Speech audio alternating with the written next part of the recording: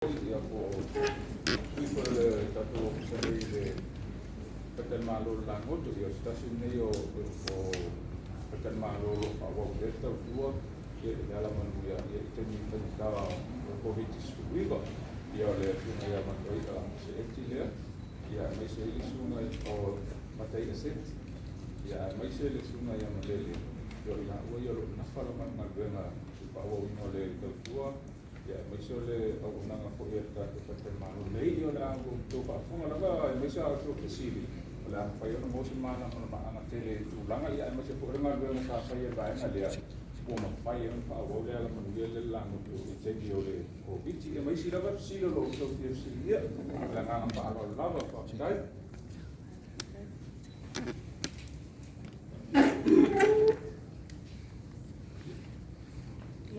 Mona fatalo fatu le tula tayao ya dia foi mau mosu yo fantan malo le la mutu I fanga malo ati tali na toi foi ni sufisilo la fa pe mo na fisili ya ma o le tayao la tali foi le lo fole to mo tato fe lo imani yo mato le fanga malo le tato ta fai fa fo ele di ingale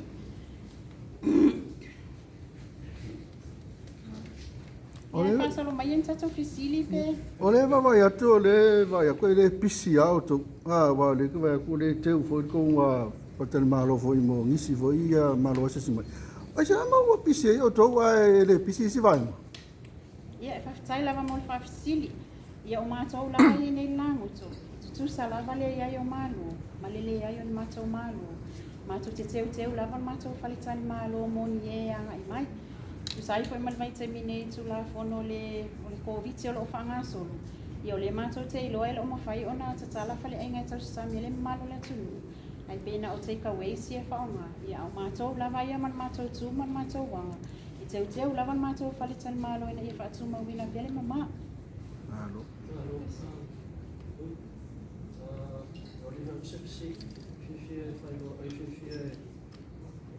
This is one of famous guy. I want to meet him in person now. But I have a question for you guys. Can you guys briefly explain how the language has been affected by the COVID response? It does a lot of, to our workers. Most of them, they're at home looking for jobs at the moment. And just the three of us, especially Malele, the other lady who is Tine, right? These are the ones who are working every day. We're working in the bar, we're working in the reception, we're working in the kitchen. And we serve our kids as well. So it does so much to a lot of our workers, and especially, the finance side. It does so much to us. I don't deny to say that. Como fai na então handling ng fatini no mo yung ngabenga ni pa pero to dengan ia okay lo ole vai na kongule mo fai nga ukali kwa ia ile fale ko mo covid si wai ni wale pukusa male kini nga amaka mai nga ofenga gwenga ko amaka ofenga gwenga mai lango to kasi vai valima se ia pa ia mai le so vai nga pe ona mafai ona o ngalue ai o termine o lo avia o sa ta fai nga gwenga lo ofisa mai le vali tsaya o le wa o lo nga fa male ai ngo mi tau pe lo manto ofenga gwenga ile vai nga tau ile fatino ino ngalue pe ona fesilingia isa o le sa no o fai ona manto fatino ino ya la le ma fai ona o fai ona ma ko reservation wa olo o avea ne ma master chef on mato falta malo ya ole tele o taili a fa pe e mato malo lu mai ya ole sunga ya matai aseti olo o avea ma bartender ya o ya fe olo avea mata hata mo te servina mato malo ni so taimi ma fai ona o salvu mai ma serve fantastic ole tamai ta ya tinei o ya le fai ona ya sa wetu sima mata ki mai na mato tu pe taimi mato te pisi ai a tono tele o taimi fai malanga mai e tanga tau malo yang o ma ko wale le ki kilo ke mi uma a una fesilingi ai lea ona mato tali atu lea o a unga yo ko vite o lo ia nei O lo mātou tamo whai e wha au le service. Ai mātou te ilua, o uti wha asua, o le tupe la vai maua, o lo tutonga i mātou. O mātou pei foi, o le tutu sama mātou pei sa mātou a mata mai ai. O pa maulalo mātou pei le taimini, ai mātou te lo wha vai vai ai. O mātou tamo whai la vai tau tuol mātou patan mālo masio mātou nuni. I le mawhai e mawhai ona mātou whaatino i nai le service a tūrisi. I nei mawhai ona toi le lei ma le tūrisi. A o lo fa pia fa tu ma wina le le mala o na nga ma tau tanta fa ngai o se tali atu le male anga nga maulai Ko le masa I nei a te mina la te pete. sa ole Rono winga 27 years. le tai mi nevo fast food va lo tau sanga le solo fe Yeah, 27 years. 27 years tal no fa ngai wena la Ono sili fa mo mole te lele tai mo le priota experience by photo. Sa ia se vai mo fa pe tai pe o melo te COVID. Amata. Faftai mo fafsili. E mo isa ia ile tai ni sa slow wa ya malo wali mati. Ai mo ilava, ai sa ia lava mato malo, sa mo ko I mato tupe. Ai na watu la I me fa solo me le mi sela, fa solo mai lava I tau me le tai mini. Mato pa u mau la lo le tupe mo wan mato pa le tai malo. Uni nai tupe lava e mau I malanga malo, mana tangata se si mai. O mato tau mo fai lava fono I me mo fa le tono mato pa le tai malo. I le ngata I lo so fa le yo nisi vai ngala its. Talking about the income. Ili tu lang or tu maua al business. E se vai na initiatives. Lisi vai ngolo fatino ele tato fatel malo patita inga. Fai na mo fato anga ia fatel malo pe yo isi me papena. In case ole o au fatau mai o isi tu pe le fa anu nei al business. O isi vai na papena wa ia I. Faftai lava mo fafsili. O le taimi nei, o lo iese mātou whato anga o luta nei lo malue ina nei. E ele si vai ngalo whainga ruenga e to awha, e lua tama. Tasi le teine, mātou pule o lo malue ai. O le whaia leo mātou tonga la au aina. Ai le ngata I leo mātou pakua ase tu lo, ia o tonga esi, ma le maumanga. O vaenga I o lo whaima, ma maua mai eina I tupe whaasi. O lo mātou o fo I whaatau mau teo I mātou taavani, tu le mātou ka pisi mata mātou I whale o lua. Lo mau ni tupe la iti. Lo tau so ani mo le pe ina o matou lupi fa, ni si vai nga ese. So pe fa mai tu lang o tatu tangata mo tu isi lava Samoa le tu leta o tatu o le domestic tourism. Fa pe fa mai tu lang le o tatu tangata fa mai na le tatu fa te ma o tu te ni se na tu Samoa le va si ya. Faftai mo fafsili. O lo yai lava nei tangata Samoa lo fa pe na tova anai.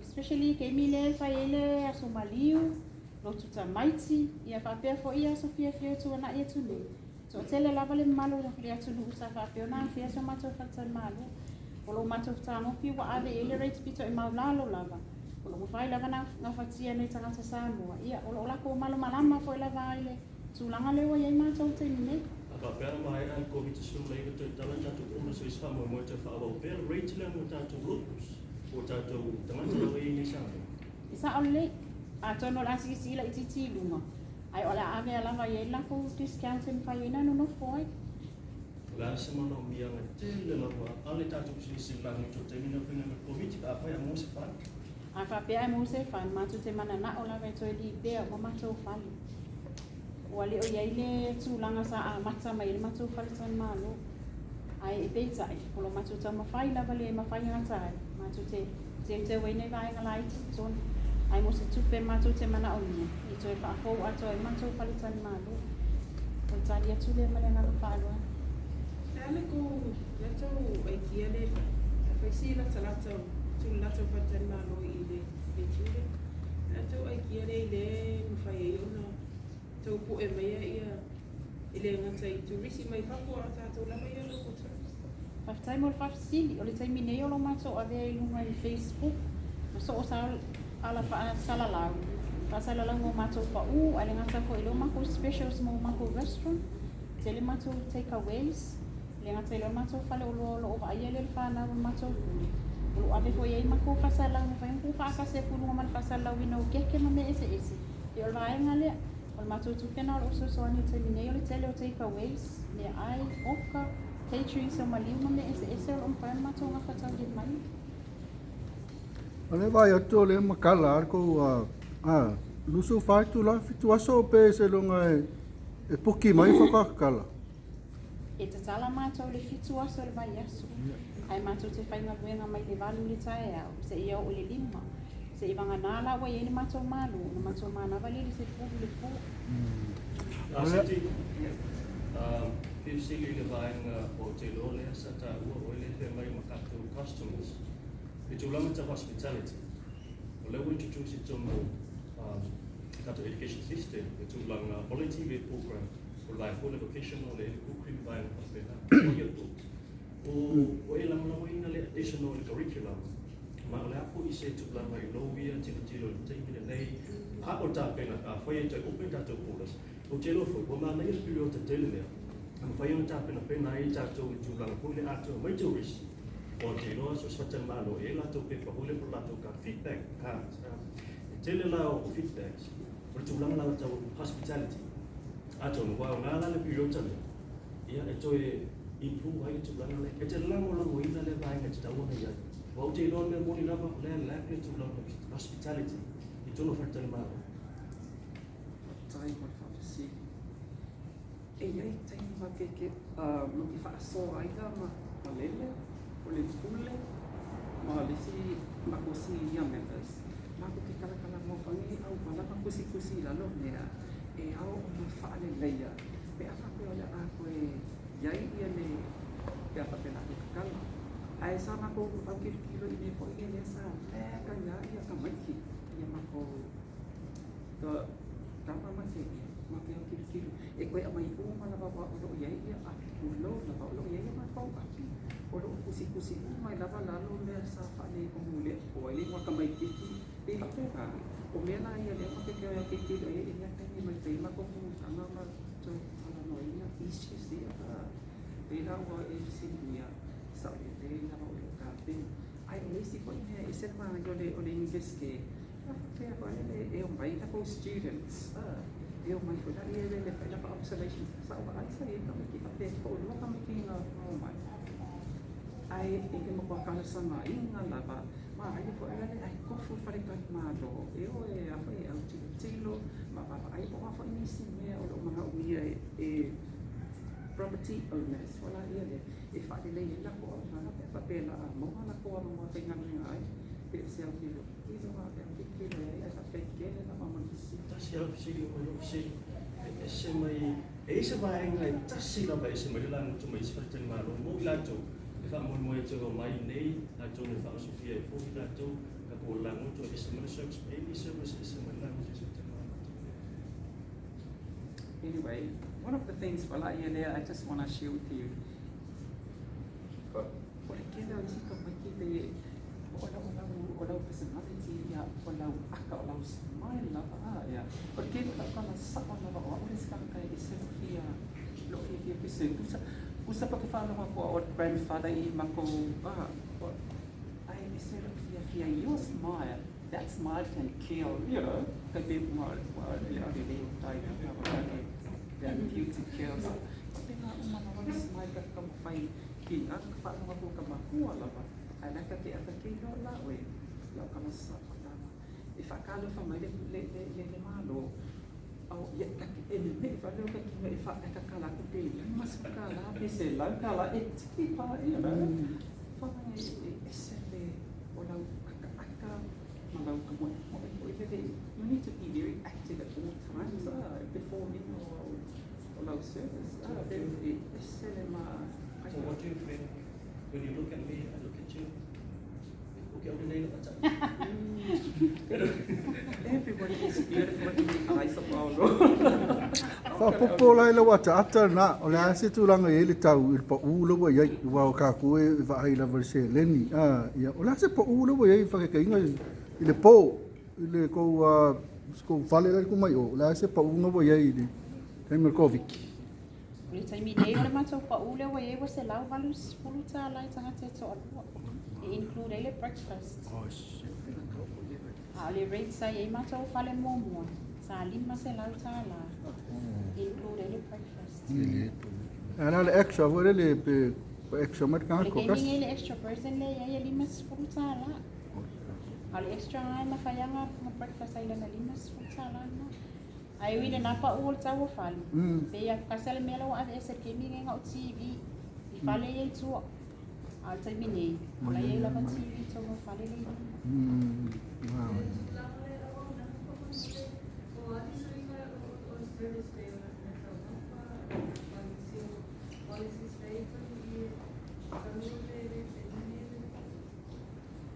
Ile ali ile tau mafa. Ule tai mine o le pa ule tau fali. Ai le usuia le tau mato menus. Se vanga na ai le tai me fa alu mato specials le fa sala la ngo tai mine. Paulanga vai ngai special. A o me tau me ai la vai menus o tu mau na vai tau. So fiso fenga venga le volusia na to ma venga. Le tai me ko. O le mato o whainga luenga ato e to o lima spuma le ono. O na e lua mato sifi. E se le fitu le tae au i le tolu. Ma le tolu le se fonu le po. A le tai minei la to e to tolu mato to o whaar mato o puli. Ia e se vanganala ua mato i pisi lava. O na au mai leo tene to o lua. O le tase tu le pā. Ma le tase sau sosoni a se ti servina malo. Anisi o Oni se o nanga ua lemfrenta fatau ni me taimi leis fatai tai wa fai mo pie to a card Texas. Ei se o nanga o tau fi ko vit o le tois. Whaftai mule wano, o te iloa o pau na alwai ngai lo toi whatau no wina te mine. Na o le tua kai. A o le matou au nanga i mea tau mea ai, caterings, ma mea umalo o whatau no wina la. Wow, mai se so ni malo tatu. E winga i mea tau se leni. Ia, so se. O te iloa e na o le tasi le se leni le na tau no mai e fast fulu walu wafe. I o le te minei la ele au mai e tua le whaafi. A le matou fast fulu whaafi na amai mua mua. E lua se fulu wafe sa tu sa o tono le bank o na tau ta vai matou loans. A o le si vaenga sa tau te e ia nupi wha marisi payments sa le au whainga luenga sa tu ua maia ona o le lea sa tupe. Le tari sa o tu lava nan matou tupe sa tu ilu mai.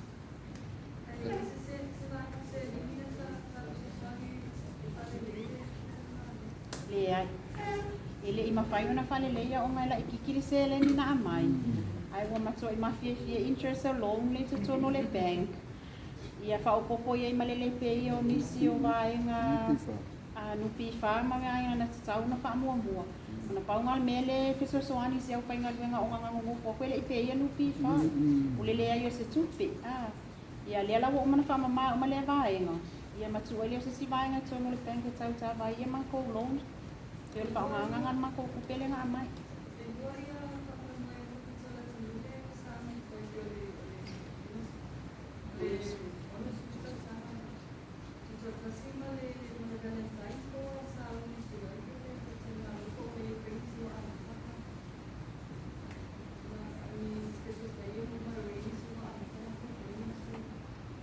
Tai minei ele iai ma se mako booking o mati. Pa solo atu ai lava. Na o February le o peo loa mako bookings le wai. Ia, sa o le peo na tatu talanoa tai mua solo mato. Mato te ta pena lava so se taimi. Mato tanga i kotono to mato pale pe a ia. Tolo le leo na tai te wina. A whako se i mai lava ni tangata. Ia na toi polisi le titi lava. Ia na check in o le so. Nā kama maunga i le tinama periota le COVID-19. O whea mai hea tō tele, vai mai kuki a lātou a mai nei mana walk-ins. Tō tele lava la walk-ins. Mo se. Langa la lava ni malangan malo na mautinoa le wapuk mamau ma. Whea te whakau tino mai, mo tau le tūlanga hoi tātou talanoa i le pisi. I le taimi ala i e COVID-19 o te iloa hon tāsa pisi a te viupa. I le taimi ala i o COVID. Nāsi aso mai tau hina whatai malo i tele tau pisi a i tau kua se tūpere mei o. Pau taimi feo lolo le tau mawai o le aso lua, aso lulu, aso tofi. Ia o le weekend lai le aso whalaile ma le aso tōna i nei tangata tawhau mai e. Whata ele o la tō walo le swimming pool. Ia o le aso sāi e tā puni pe ale ni malo. Fiesti de tupe voi le tato fatel malo wale maua taluna a fia tato COVID. Fufu atu i te mi au le lei a tangata tawhau mai mo mai fa. E la tau mo mai sintino tupe voi le wale mwhaina au sia. In le tingi. Ia o le tau minei nā o te iloa e whaia sina te leo pa o maulalo wa e mātou te mini. Me sa ia sa tau lata pe a familiona tau sanga ko le o watu po al te mini. Le ai wale a toa se limas fuafu.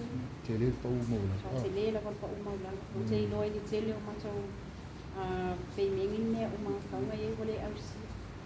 Le amako pai le manase le tai lua beach fale I kwa le nga fai ya le lako ta fanga ma na tu tani ngalu e sa fianga o le tau fatani malo I le swing o le tau ne vai tau ma o le tani ngalu ma le ngongi ia e pe ana tanga ia tu ia o mātou e mātou tani ngalu sa pena I le taimina so e whaafau o mātou kaltani malo e mo ia wala nai saule ngalu ai ele o afia tele macho ele lei ko kai na la wa o le vai tai mile mako I malo si ia e mo ia na malo si fele ngalu tan wai ele ia afia ia macho o le lei o kalinga o ngole mako kalinga no fai mako Ese tai mile na tau politia ia le pati mile na tina ai ia ma tau le tabuni tau mele tau whale te mutu na tau se leni I le antinei no le Savaii.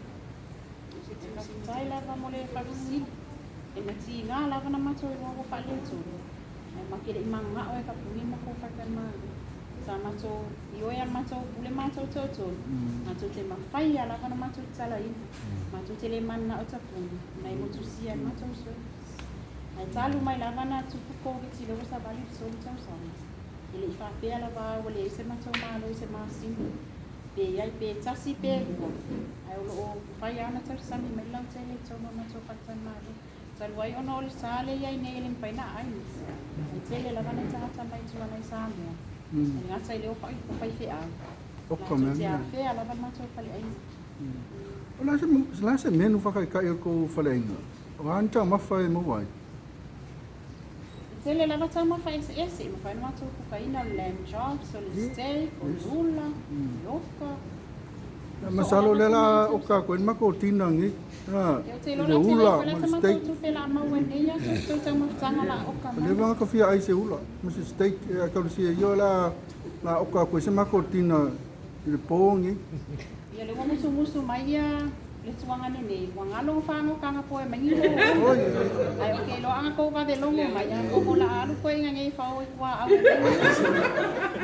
Ole sa se muli muli o le nga mai fesidia ana ve me ese male famous o la fionga matia se fai lo mai ba le fesidi mala tunu po ba le fo kele lo ya ia po le ale me ma fo no famous o le ale famous la se tu langa ye matia la se me le ka ka uai o matia e fa matala tu ala matia e fa matala tu ya fa makara mai oi na ke ia o te whawhitai a mole fesili ole matuta mama tua nei ia o ia o lo topi le mea kau tourism mea kau abetua ia ole whapongaina na mai ia ole sunga whamata ia tau titilo lunga elo se tala pepelo le te whetua ole vaenga le olo tau tau wan matau whaktan malo inge la ngoto ole service ono le toane ne amata ia pe o ia le olo ia le whalau ilo inga le officer tourism o ia le olo ia ka ala wilo ala mutu so o lava se vaenga ile ngata ilanga service o lona matua wa ye nei au na lava le mano le tunu ia ka ilo ko ye ya ngisi vaenga tu aku se me kama ya ko ikenge ia o temi nei o lo ye lona fale tua e tu ka ona alo grandfather ka my grandfather Grandfather na tau whainga duenga o fitu sifuru tolo on tau sama. Could I ask someone more lava? I know that we're all focusing on the domestic market in Tiria and Watu, but the Lagoto is well known as one of the Samoan top resorts. And I also can tell from the service that you have provided in the past years before COVID-19